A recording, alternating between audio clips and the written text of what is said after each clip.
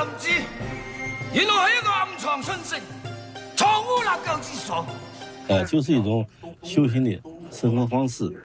你有没有想过，一个千年古刹，对吧？会自己站出来举报方丈，而且还是执掌了30多年的方丈。这个确实非常罕见。主角就是少林寺的释永信，然后你看，不到24小时，第二天佛教协会那边就直接给他除名了。对，速度非常快，处理方式也可以说是前所未有。这就让人想通了，10年前，大概是2015年那会儿，网上关于他的传闻也是铺天盖地啊，什么私生子啊、财务问题啊，当时闹的是沸沸扬扬的。对，但最后呢，官方就一句查无史据，他好像就安然无恙了。是的，那次风波就那么过去了。所以这次为什么反差这么大？感觉好像谁也保不住他了。仅仅是旧事重提吗？还是说这个游戏规则彻底变了？我觉得后者可能性更大。这次可能真不是简单的个人问题了。那今天我们就来深入看看这背后是不是有一些更深层次的，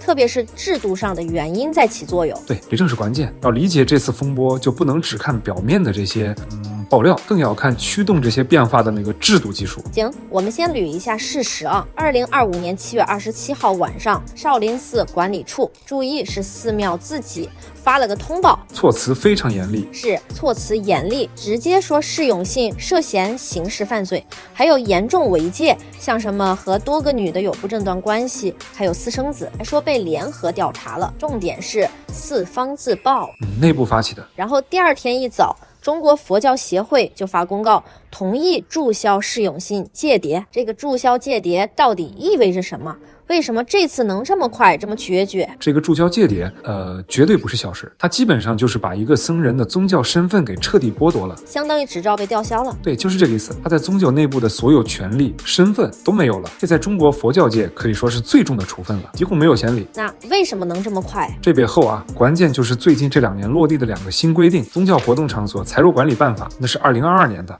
还有宗教场所管理办法，2023年的。这2个文件可以说是改变了游戏规则。新规改变了一切，具体是怎么改变的呢？有什么特别关键的点吗？这个改变是非常根本的，他们不是那种纸面上的东西，是实实在在重塑了寺庙的权力结构还有运作方式。比如财务上规定的非常死，所有收入，不管你是香火钱、捐赠还是搞旅游商业活动的收入，100%必须进寺庙的单位公账。就是对公账，对，个人账户想都别想，完全禁止。这就等于说，以前寺庙的钱箱子可能有点像方丈自己的小金库，现在不行了，必须是公开透明，而且要接受监管的银行账户。那资金的进出就一下子被管起来了。不光是进账，像那个功德箱的钱，这些零散的收入规定的特别细，要求至少3个人一起开箱点钱登记，3人一起。对，而且账目还要定期向信众公开，这就大大加强了内部的监督。内部监督加强了。但更核心的变化是那个宗教场所管理办法里规定的，寺庙的管理权现在归属于民主管理组织。民主管理组织，对，不再是方丈一个人说了算，不是他独揽大权了。这个民主管理组织听起来很现代啊，具体是指什么呢？你可以理解成在寺庙内部正式建立了一个类似委员会的机构，可能由一些资深的僧人，甚至可能还有居士代表组成。这个组织它是有法定权力的，可以参与甚至主导寺庙的重大决策和财务管理。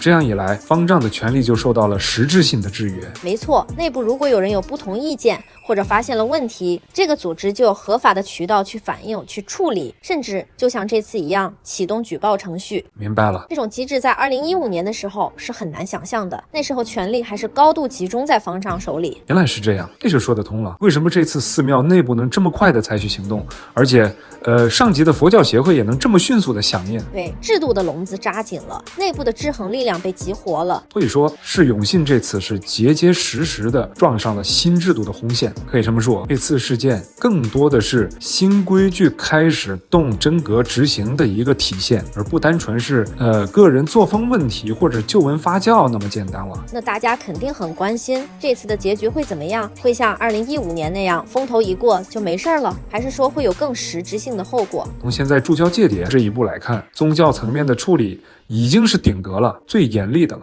他对少林寺的人财物肯定是彻底失去控制权了。那刑事责任呢？公报里提到了涉嫌刑事犯罪，这个就要看后续调查了。如果调查证实了他确实利用职务之便侵占或者挪用了寺庙的大量资产，那这个性质就变了。可能会触犯刑法。对，极有可能面临比如说职务侵占罪或者挪用资金罪的刑事追究。而且你看，在新规定下，财务记录都是要进公证，有据可查的。不像以前可能糊里糊涂。想再像上次那样说查无实据，恐怕就难了。而且感觉整个大环境也不一样了。10年前处理这类事情，可能还有些模糊空间，现在社会对透明度、规范化的要求完全不一样了。是如此。现在无论是舆论的压力，还是监管机构的要求，都特别强调财务公开、流程合规。这种大背景下，想单靠个人的影响力或者关系网去掩盖这种制度层面的问题，基本上不太可能了。所以这次事件可能不仅仅是适用性倒台这么简单。觉得是的。会不会引发一些连锁反应？比如说有人说的行业地震，这个可能性是存在的，而且还不小。怎么说？至少少林寺内部它的权力结构、财务管理模式肯定要彻底重组了，会更加规范和透明。内部肯定要变。往大点看，这件事可能会变成一个信号，促使全国其他的宗教场所都开始进行自查。其他寺庙可能也会紧张起来，可能会加速整个宗教领域财务规范化，甚至反腐的进程。这更像是一次传统的管理模式和现代法制化、制度化管理的一次正面碰撞，影响可能很深远。是的，影响会很深远。这么听下来，这次少林寺的风波核心却是不在于那些抓人眼球的瓜本身，而在于背后制度的变化和执行到位了。可以说是千年古刹在现代管理体系下的一次必然的遭遇。制度是理解一切的关键，所以你看，这就引出了一个问题，值得我们也值得屏幕前的你去思考一下。你觉得这种自上而下推行的旨在加强规范、加强透明度的制度性变革，长远来看，对宗教场所自身的发展以及他们和社会的关系到底是好是坏，利大于弊还是反过来？这是个好问题。真的能够像我们刚才讨论的那样，带来整个行业的深刻转变吗？这个问题留给你。下集我们就追问一个观众最关心的话题：少林寺这些年到底是怎么赚钱的？门票、演出、IP、地产、香火，哪一块钱最多？谁在分？好的，感谢收听今天的节目，我们下期见。